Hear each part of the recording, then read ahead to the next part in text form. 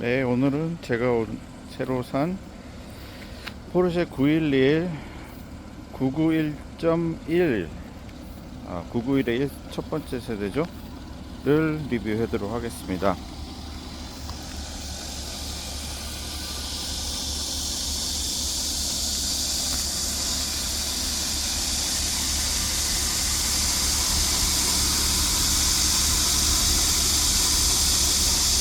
연식은 2013년도식이고요.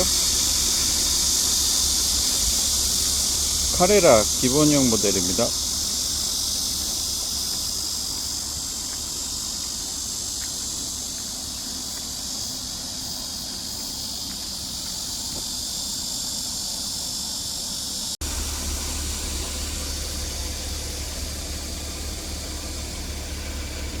문이 굉장히 두꺼워서 교차할 때 옆 문 열기가 좀 어렵고요.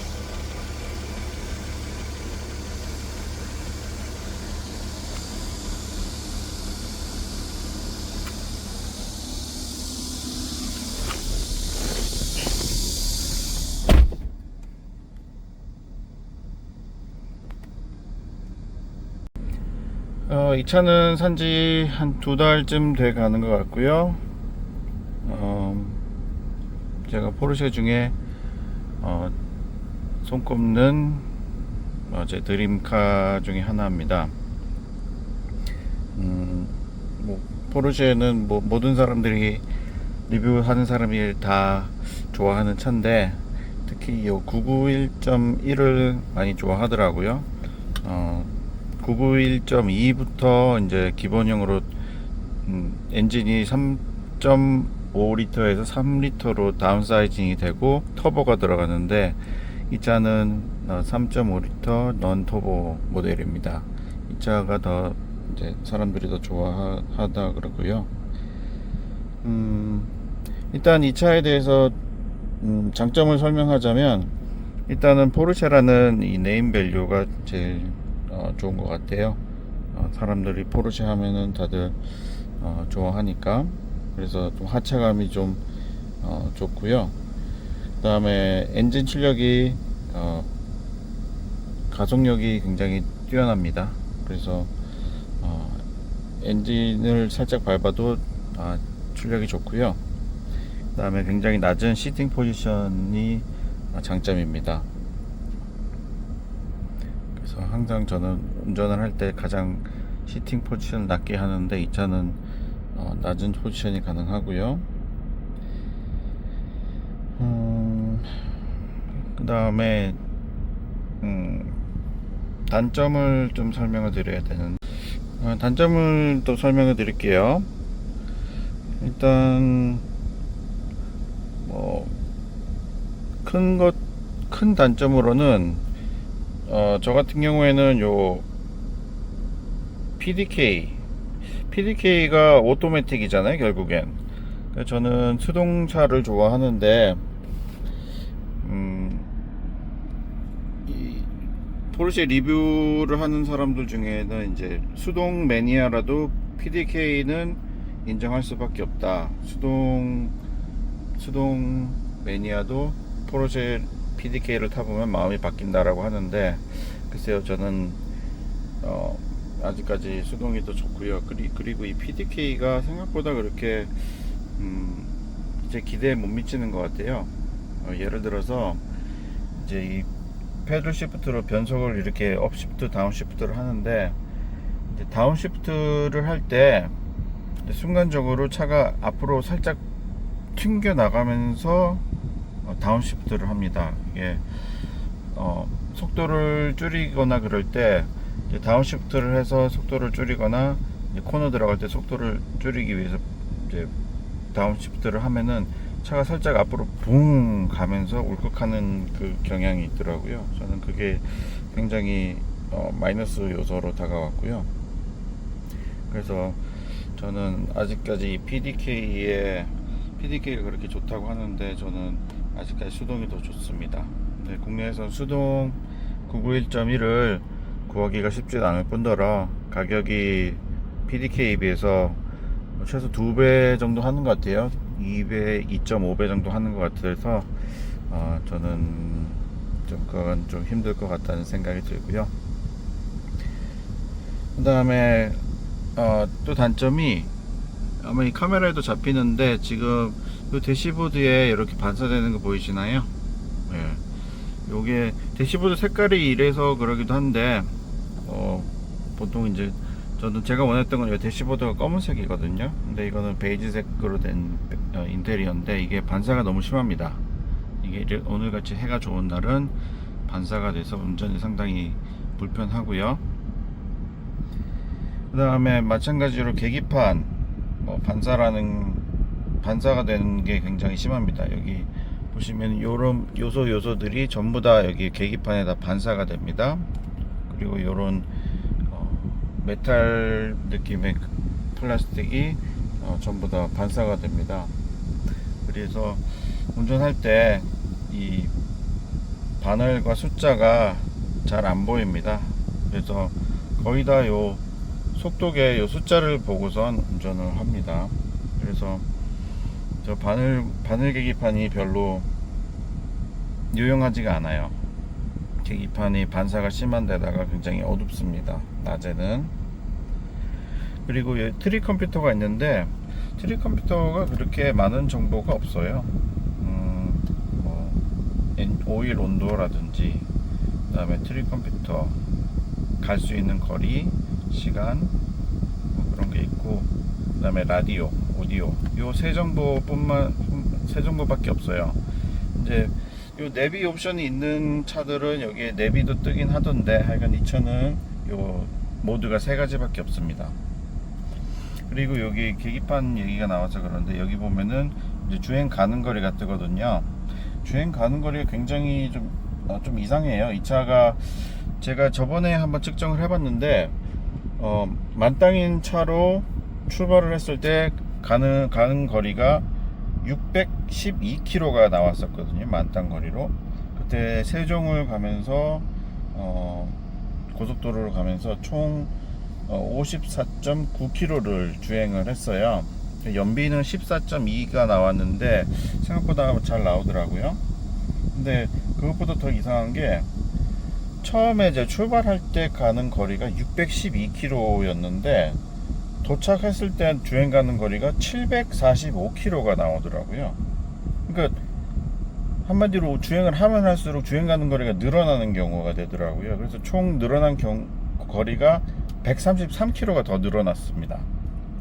그래서 이 차는 희한하게 주행을 할수록 주행 가는 거리가 늘어나는 이상한 차구나, 좀 이상한 느낌이 들긴 들었는데, 그러고 나서 이제 세종 구경을 하고 나오니까 주행 가는 거리가 638km, 그러니까 107km가 더 줄었어요. 세종 시내 안에서 107km를 주행하진 않았고 세종 시내에서 77.2km를 주행을 했는데 아마 시내 주행을 하면서 연비가 그렇게 나빠지지 않았나, 그렇게 생각이 들고요. 그래서 이 차는 좀 고속도로 연비 주행을 하면은 오히려 주행 가는 거리가 늘어나는 좀 그런 차였습니다. 참고로 고속도로 주행은 이제 평균 속도가 71km 시속 71km로 나오더라고요. 그래서 그게 조금 이상하다는 느낌이 들었습니다. 제가 메모를 한 가지 좀 보면서 하고 있고요. 그 다음에 또 하나가 이제 블루투스 오디오인데요. 지금 이 차 같은 경우에는 2013년식인데 블루투스가 이 차는 없었어요, 순정으로. 그런데 이 전 차주분이 블루투스 오디오를 수동으로 설치를 했습니다. 그래서 수동으로 여기다가 이제 설치를 하면은 이제 핸드폰의 블루투스를 잡아야 되는데 매번 그 잡기가 좀 성가시더라고요. 그리고 좀 튕겨 나갈 때도 있고, 그래서 이 차 오디오도 개조를 하긴 했는데 전 차주분이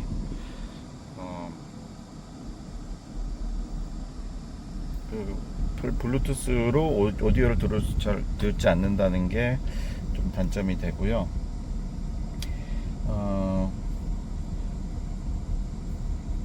그 다음에 여기 버튼류들이 좀 작은 편이에요.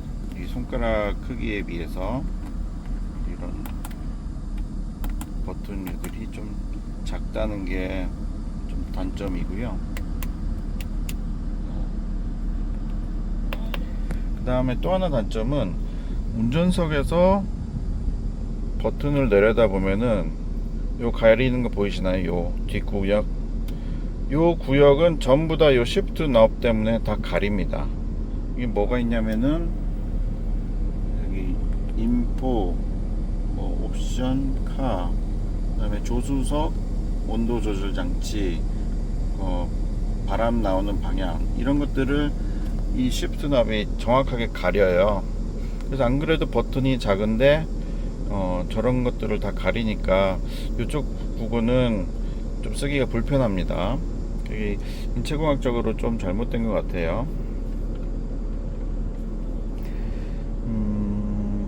그리고 이 차 엔진은 이제 다들 아시다시피 엔진이 뒤에 있거든요.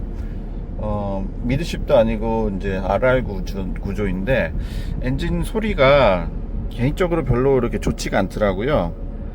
뭐 포르쉐 엔진은 음악 소리 같다는 사람들 많이 있긴 한데 저도 그래서 기대를 많이 했는데 포르쉐 그래서 차를 밖에서 들었을 때는 좀 카랑카랑 멋있는 소리 같은데 차 안에서 들었을 때는 예전에 저 어렸을 때 8, 90년대 고속버스 터미널 고속버스들이 나는 엔진 소리 같아요.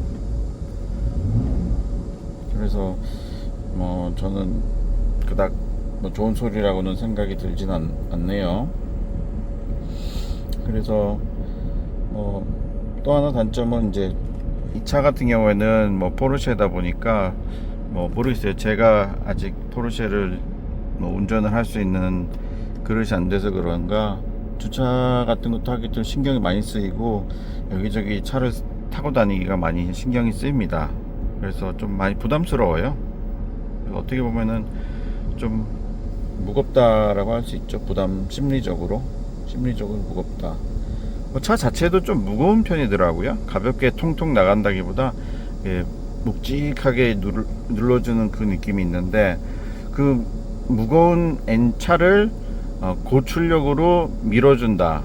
그러니까 그 무게만큼 더 엔진을 더 센 걸 하는데 좀 4기통의 좀 가벼운 느낌이라기보다는 좀 무거운 거를 큰 엔진으로 힘으로 밀어붙인다라는 좀 그런 느낌이 저는 좀 부담스럽습니다. 이게 6기통인데 저는 좀 4기통의 좀 가벼운 느낌이 좀 좋은 것 같아요. 그리고 이 차는 여기 이 유명한 차 키 있죠. 요게 키를 꼽는 건데 자, 시동을 꺼볼게요. 시동을 끄면 여기 라디오 같은 것들이 그대로 켜져 있습니다. 그래서 키를 뽑아야지만이 이제 차의 모든 것들이 이제 꺼지는데 이거 유명한 차 모양의 이런 키인데 요건 차체 색깔로 이렇게 칠해진 건 또 좋은 것 같은데 이렇게 꼽고 빼는 부분이 항상 이렇게 페인트가 벗겨지죠. 이게 조금 단점인 것 같고 그리고 이 모양을 다들 좋아하시던데 저는 글쎄 이건 뭐 무슨 애기 장난감 같은 느낌이 들어서 좀 유치하지 않나 그런 생각도 들어요. 뭐 마치 현대자동차의 현대 로고의 스마트 키를 사람들이 유치하다고 하는데 저는 뭐 이 키도 좀 유치한 것 같습니다. 그리고 일단 스마트 키가 아니다 보니까 예전엔 몰랐는데 차례에 가까이 다가가면서 이 버튼을 눌러줘야 되고 그 다음에 키를 꼽아서 돌려줘야지만이 시동이 걸리는 그런 타입이죠. 그리고 타고 내릴 때 항상 키를 왼손에 들고선 타고 내려야 되는 게 불편합니다. 이게 뭐 그 정도 가지고 불편하다고 할 수 있는데 이게 키가 항상 있어야 된다는 게 지금 요즘 스마트 키에 있는 세상에서는 조금 더 이상 기억도 다 잊혀진 옛날 일이긴 한데, 하여간 저 키를 항상 소지해야 된다. 항상 들고선 꼽고 돌리고 그 다음에 뽑아서 한 손에 들고선 타고 내려야 된다. 뭐 그런 게 좀 불편하더라고요.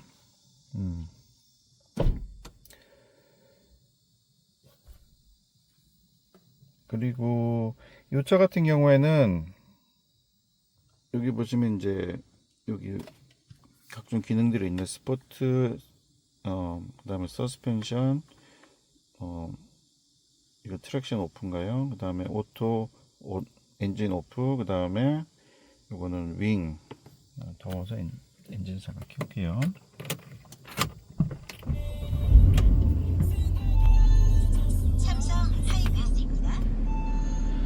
여기 보시면 윙이 있는데, 일단 윙부터 설명드리면은 요 윙은 이제 자동으로 올려가고 내려가진 않더라고요. 저는 이게 100km 되면 자동으로 올라가는 줄 알았는데 그러진 않는 것 같아요. 근데 이걸 알 수가 없는 게, 이걸 버튼을 누르든 이게 올라가면 불이 켜지는데, 제가 고속도로 갈 때 이걸 켜봤는데 이걸 올라갔는지 안 내려갔는지 내려갔는지 알 수가 없어요. 이게 뒤에 백미러에도 보이지 않고 사이드미러도 보이지 않습니다. 저기도 보이지 않아요. 그렇기 때문에 이게 올라갔는지 내려갔는지를 알 수 있는 방법은 요 끝에 불이 들어오는가를 보고 알 수가 있는데, 글쎄요, 뭐 공력 성능을 위해서 이게 버튼이 이게 기능이 있는 날개인데, 차에서도 좀 볼 수 있었으면 좋겠어요.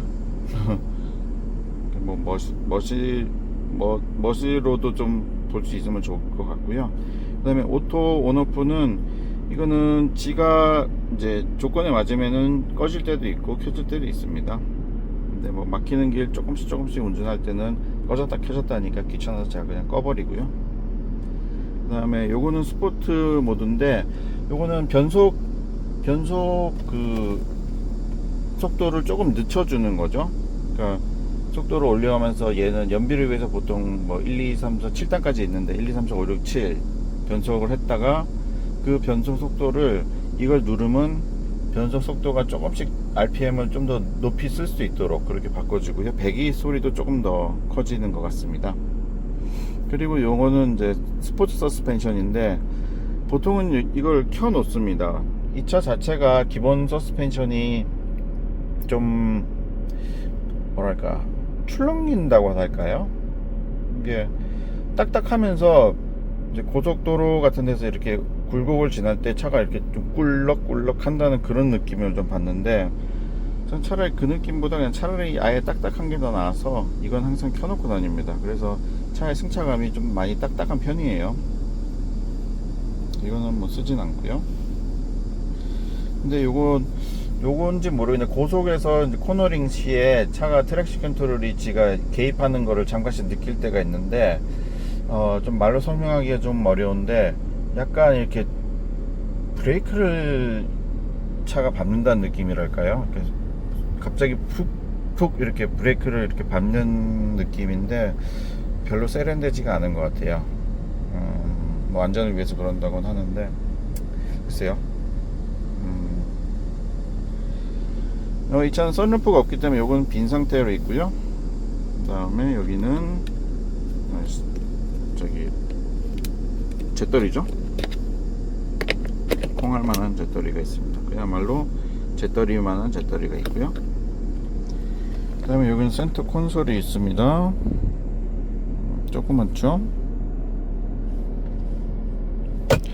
이건 뒷자리이고요. 그리고 요거는 컵홀더가 있는데, 이렇게 열면은 양쪽에서 컵홀더가 나오고, 요게 보기 싫으면 요거를 커버를 닫을 수도 있습니다. 근데 요게 조금 글쎄요, 뭐 만지면 꽤 견고한데 보기에 별로 그렇게 견고해 보이지가 않다는 게 조금 단점이네요. 뭐 이것에 대해서 뭐 유튜브 덕 디뮤러 같은 경우에는 와 멋있다고 하는데, 저는 뭐 굳이 이렇게까지 할 필요가 있나 싶은 생각도 들기도 하는데, 이런 게 이제 아주 대표적인 독일 오버 엔지니어링이죠. 굳이 이렇게 복잡하게 할 필요 없는 거를 복잡하게 만든다라는 오버 엔지니어링입니다.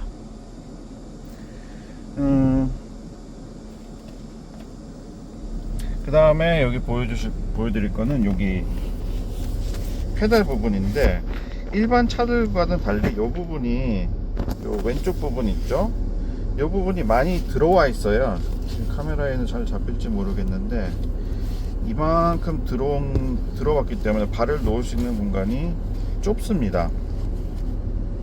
그래서 조금 뭐랄까요, 밀실 공포증이 든다고 할까요? 좀 답답한 느낌이 좀 있어요. 저만큼이 운전석 발을 놓는 공간이 파고 들어있기 때문에, 조수석도 마찬가지로 저만큼 파고 들어왔습니다. 그래서 조금 답답하다는 느낌이 있고, 근데 뭐 스포츠카들은 다 이렇더라고요. 뭐 다른 람보르기니나 뭐 그런 차들도. 그래서 조금 답답한 느낌이 들고요. 그 다음에 핸들을 보실게요. 핸들은 요건 옵션이더라고요. 기본형이 아니라, 기본형은 여기에 그 PDK 변속 시프터가 양쪽에 있던데, 엄지손가락으로 밀면 마이너스인가? 밀면 마이너스, 땡기면 플러스인가 그렇더라고요. 근데 그것보다 요게 더 쓰기가 더 편한 것 같습니다. 그야말로 패들이죠, 패들. 이건 핸들하고 같이 돌아가는 패들이고요. 근데 또 조작감이 뭐랄까, 플라스틱인데, 이거는 조작감이 그렇게 박력 있게 딱딱딱 한다는 그런 느낌은 좀 아니에요. 좀 박력이 있지 않고, 조금 글쎄요, 이건 좀 기분적인 느낌이라서 하여간 전 느낌은 별로 그렇게 좋은 것 같진 않고요. 그 다음에 핸들이, 요게 볼륨이나 그런 게 아무것도 없어요. 버튼이 아무것도 없는 그냥 핸들입니다. 가운데 뭐 홈 버튼이 있긴 한데, 요즘은 다 뭐 오디오라든지 크루즈라든지 볼륨이라 다 여기 버튼이 다 있잖아요. 없는 걸 찾기가 어려운데, 이게 볼륨이 없다 보니까 뭐 오디오 컨트롤 같은 거 하려면 직접 여기다 다 해야 됩니다, 손으로. 여기 은근히 좀 성가시더라고요. 은근히 좀 불편합니다. 크루즈 컨트롤은 이 차는 아예 없고요. 있다고 하면 여기 이 부분에 이렇게 짝대기가 이렇게 튀어나와서 크루즈 컨트롤이 있다고 하는데, 이 차는 없습니다.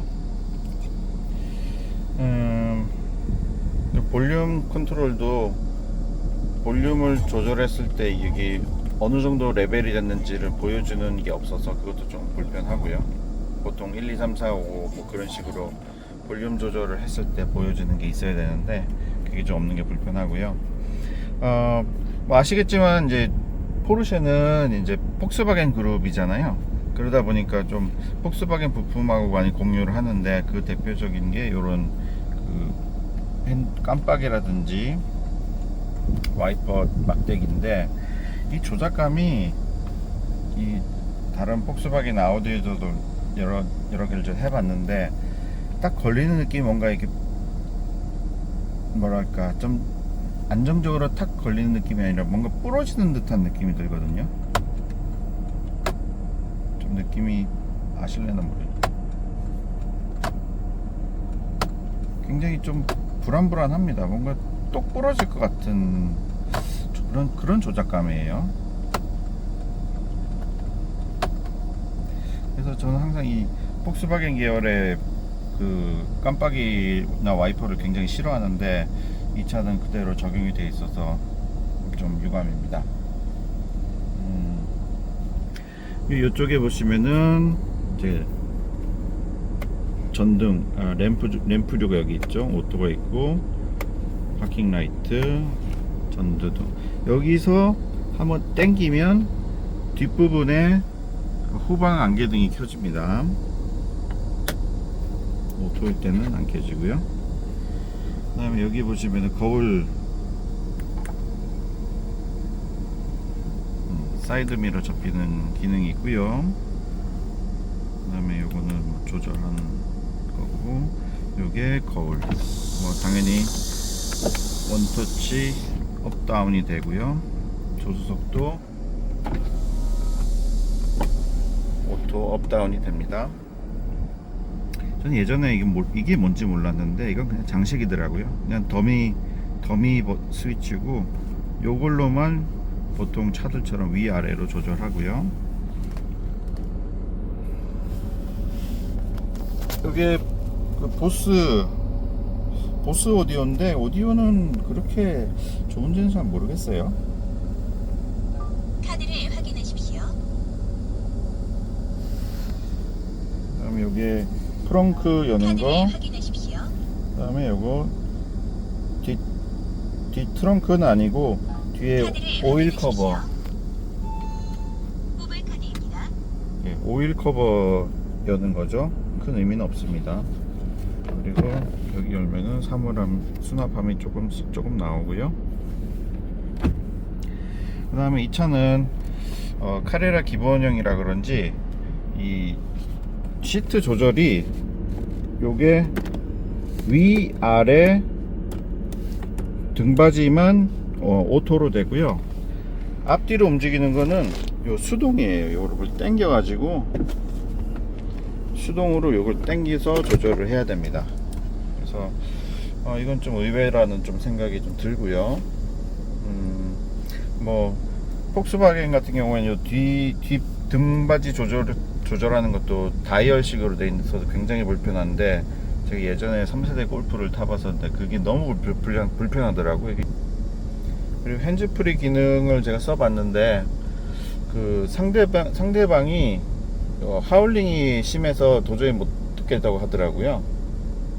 그래서 그러니까 말을 하면은 저쪽에서 이제 울리는 식으로, 메아리가 울리는 식으로 소리가 들려서 도무지 통화를 할 수가 없다고 그러더라고요. 핸즈프리 기능이 있긴 한데, 그래서 핸즈프리 기능이 운전할 때 꼭 필요한데 그것도 참 안 되는구나 싶더라고요.